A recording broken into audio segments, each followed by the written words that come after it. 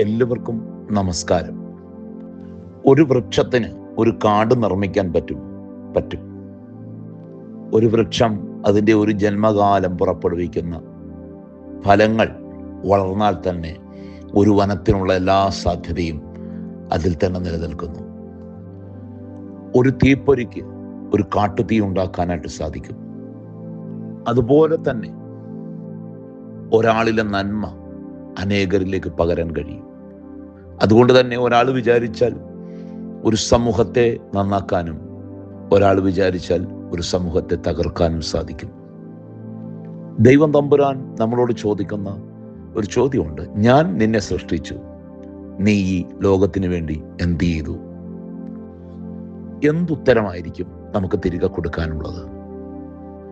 നന്മ അത് നമ്മൾ നിർവഹിക്കുമ്പോൾ നമ്മിൽ നിന്ന് അടുത്ത ആളിലേക്ക് അത് വരുന്നു, അടുത്ത ആളിൽ നിന്ന് പലരിലേക്ക് അത് എത്തുന്നു.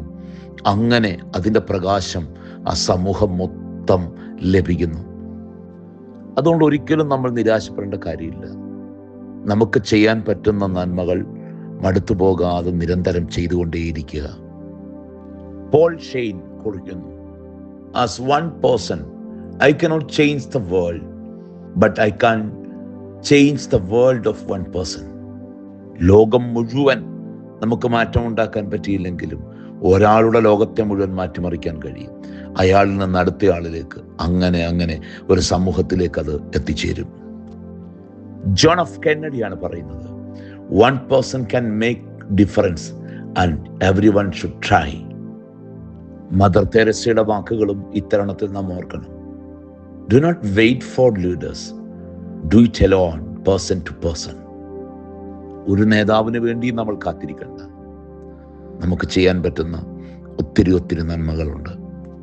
ഒരു വൃക്ഷത്തിന് ഒരു വനം സൃഷ്ടിക്കാമെങ്കിൽ നിശ്ചയമായിട്ടും നമുക്കും ഈ സമൂഹത്തിന് ക്രിയാത്മകമായ മാറ്റമുണ്ടാക്കാനായിട്ട് സാധിക്കും. തമ്പുരാന്റെ ആ ചോദ്യം മറക്കാതെ ഹൃദയത്തെ സൂക്ഷിക്കുക. ഞാൻ നിന്നെ സൃഷ്ടിച്ചു, നീ എനിക്ക് വേണ്ടി എന്ത് ചെയ്തു? ഉപകർത്താവേ, എനിക്ക് ചെയ്യാൻ കഴിയണം. ഇന്ന് വരെ അത് നിർവഹിച്ചിട്ടില്ല എങ്കിൽ അതിൻ്റെ വീഴ്ചയാണ്. അതിനെ തിരുത്തുവാനുള്ളൊരു മനസ്സ് നമ്മളിൽ ഉണ്ടാകണം. അതുകൊണ്ട് നന്മ കൊണ്ട് ഈ ലോകത്തെ പ്രകാശിപ്പിക്കാൻ നമുക്കൊക്കെ സാധ്യമായി തീരട്ടെ. റോമർക്കെഴുതിയ ലേഖനം 5-ാം അധ്യായം 19-ാം വാക്യം, ഏക മനുഷ്യന്റെ അനുസരണക്കേടിനാൽ അനേകർ പാപികളായി തീർന്നതുപോലെ ഏകന്റെ അനുസരണത്താൽ അനേകർ നീതിമാന്മാരായി തീരും. ഒരു നിമിഷം ഹൃദയ കണ്ണുകളെ കർത്താവിലേക്ക് ഉയർത്താം. കരുണാമയനായ കർത്താവേ, ഞങ്ങളോട് കരുണ തോന്നണമേ.